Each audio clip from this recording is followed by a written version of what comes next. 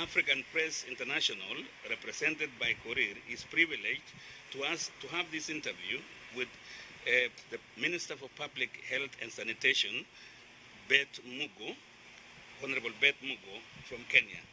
Can you tell us about yourself and why you are in The Hague today, Minister?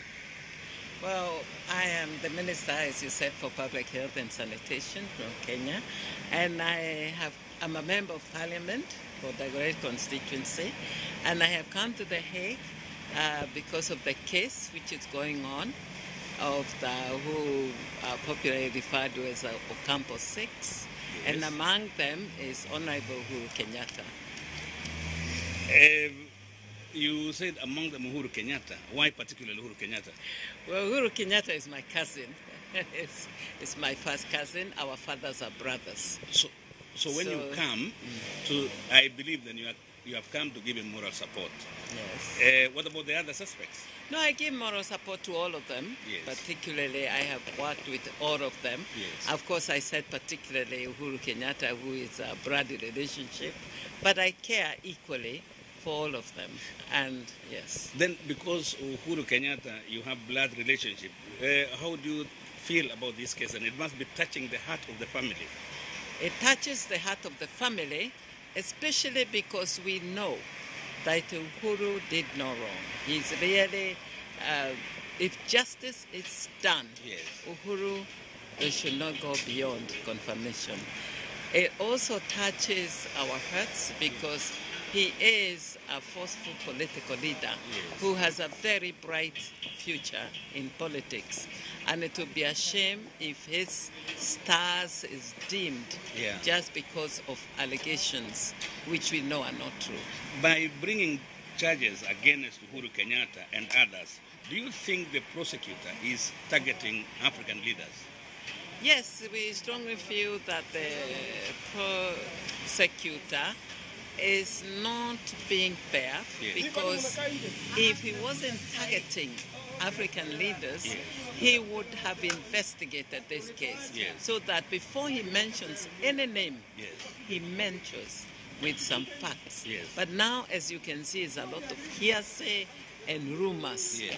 Which do not justify bringing anybody's name into the mud, especially a political leader. And it's also targeting Africans because his focus seems to be directed to Africa. While in court today, people saw video clips, and previously also, there were video clips where ODM leadership was calling for mass demonstrations. These demonstrations led to violence, we all know that. Who do you think should be made to answer the crimes committed? Because we all know people died. I should say the ODM leaders who called for mass action. Our people do not know peaceful demonstrations. Whenever they are called to demonstrate, there is violence. This is not the first time. And therefore, those who called for mass action, they knew mass action will lead to violence, yes. And bad violence because they had been incited. And therefore, those are the people who should really be called to answer. When you say ODM leaders, who in particular? I don't necessarily. We all know who are the ODM leaders, and we all know who actually called for mass action, even without me mentioning their names in particular. They are my cabinet colleagues. So you may be agreeing. I guess the international community knows the leaders of ODM. One of them is Raila Odinga, Ruto, and Nyanyongo. All those was the. So, but you are not naming any particular. No, I'm not naming anyone in particular. Do you believe there are people behind the prosecutor who would like to see the 6 suspects jailed, and if so, who and why? I think there are some people who may feel threatened by the presence of Honorable Uhuru Kenyatta, especially, who is very popular, who is a formidable candidate for the coming general elections. And maybe in his absence, they think they will have a chance. Yes. Also, Honorable Ruto is also a formidable candidate. So I would think those who are also vying for the presidency, they think if the two are out of the way, yes. They would have an easier way to the presidency. And that is not justice. That is fraud. Do you believe there are people behind the prosecutor who would like to see these people jailed because there's somebody who they want in particular. That's what it seems. His pronouncements, when he particular refers to a certain tribe, if you can see the prosecution case is very tribalized, ethnicized. It shows quite clearly that he's supporting a certain side, maybe to go forward for the presidency and to remove others from that path. I think it's quite unfortunate because this case is highly tribalized and ethnicized by the prosecution. Now that we see the way the case is going on, the prosecution is being accused of flawed investigation and so forth, could this Kenya situation had better been solved through reconciliation at home? And if yes, how? You know, we have TJRC, which was established by the cabinet, and which has been doing its work. That's how South Africa dealt with apartheid. We know also Rwanda dealt with their courts, homemade solutions, and therefore we as a cabinet had suggested TJRC as the way to go, because instead of retribution, it would rather have reconciliation, so that the tribes, the people can live together as Kenyans and not try to build animosity among the tribes. There are elections in Kenya next year. Uhuru Kenyatta, the man you have come to give moral support to during this ICC case, wants to be the next president. But the field is very crowded. What is your take on this one? The field is very crowded. Kenya is a democratic country. We will have a democratic election. We have especially had very many reforms. And therefore the best candidate will win. And we are ready to, whoever wins, we are ready to give support as the next president of Kenya. But I have no doubt, given the chance, he is a front runner. Uhuru Kenyatta is a very formidable candidate for the next elections. And in that connection, what can you tell the Kenya diaspora? Because now with the new constitution, many Kenyans abroad are very happy and looking forward to come home. Yes, we are very happy about that too, because we want all our Kenyan brothers and sisters to come home. And those who cannot come home, and come and support development. And those who cannot come, of course, to be able to vote wherever they are. So I would urge them to register in large numbers and to elect in their own minds a leader who is not tribalistic, a leader who has proven that he can lead Kenya to higher heights. So you are not saying they should, you are not kind of giving a small hint to maybe support your...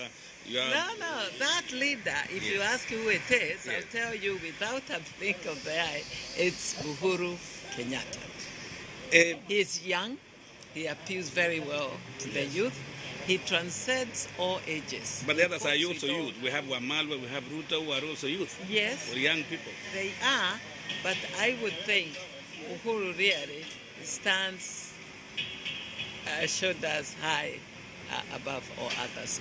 In my, from my, what I have seen. Recently, PNU decided to agree that they are going to have to nominate one flag bearer. If Uhuru does not get that flag, do you think he will go his way and stand? No, he'll support, he has said he'll support whoever is nominated. And we all will support. We are on the record saying we will support whichever candidate wins.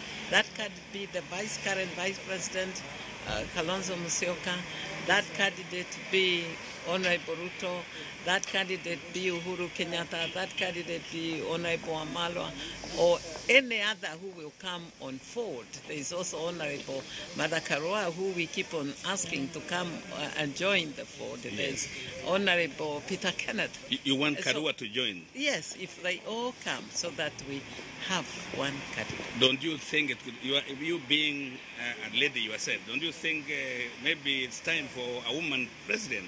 That would be all right if Kenyans decide so. I'm on record having supported even Gilu when she was candidate for presidency, and you know, even President Kibaki was still, which was my party, DP, was a candidate. So I have no problem with that, but it will have to be the person. Yes. We will vote for the person, the best person. I have two last questions, Honorable Minister. We have heard of G7 alliance.